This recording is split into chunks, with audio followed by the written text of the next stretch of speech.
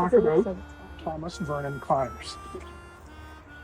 And frankly, I don't have a whole lot to say because at least the historical records that exist are conflicting in some ways. So there are a lot of things that we don't know about him that we would like to know. That's right. You know as well, Bill. We don't know his true birth date. We don't know his true birthplace. And we don't know truly who his parents are. We have no confirmation of that. We think we know, but there's no confirmation of these things. So the historical records from a genealogical point of view are messy and makes things difficult for us. But there are some records that are useful, like the Canadian census, which is done every 10 years. And we can learn from that a little bit about his life. For example, in 1901, he was living in Peterborough with his wife, Emma, and their 8 children. 10 years later, 1911, he was living in Oshawa.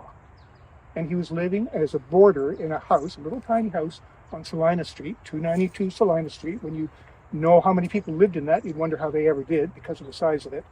He was a boarder at that house, and it was owned by Laura Trick, who was a widow, and she had 4 boarders and 4 children living in the house. 10 years later again, he's still living in that house, but he's the only boarder. Okay, so I don't want to start any rumors, but it does make you think. And talking about thinking, I kind of get the feeling that in these cemeteries, there are things happening after hours, after dark, that the rest of us don't know about. You know, the spirits start coming out and mingling around a little bit. And so I had this idea that Thomas and Laura, who's buried just over there in the Presbyterian plot, she died many years later. I have an idea that they might have this little rendezvous in these sessions and have some tea and talk about things of the day, or maybe something else to drink, I don't know. Talk about... Likely. Sorry? More than likely. Yeah, more than likely.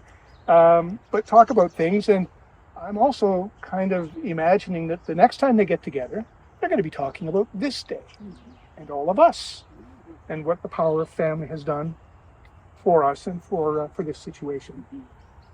So Thomas, as we say, we don't really know as much about him as we would like to, but he is family. We know that. He's the highest member or the lowest member, depending on which way you look at a family tree, that we know of with the Conners name, the one that we were directly connected to.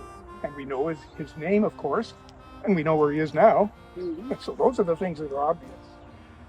When the 3 of us, or 4 of us I should say, Linda, Marg, and Karen, put out a message saying we would like to put a marker down because since he's been here since 1926, there's been no marker until just a few months ago. When we put out a message to the family, it was amazing, the response that we had. And so we were able to get the money together to do all of that. And I just think it's fantastic how it's all come together. And so Laura and Thomas have truly something to talk about. So I was looking for a quote. I picked the one from Michael J. Fox. I hope I get it right. It said, or he said, family isn't an important thing. It's everything.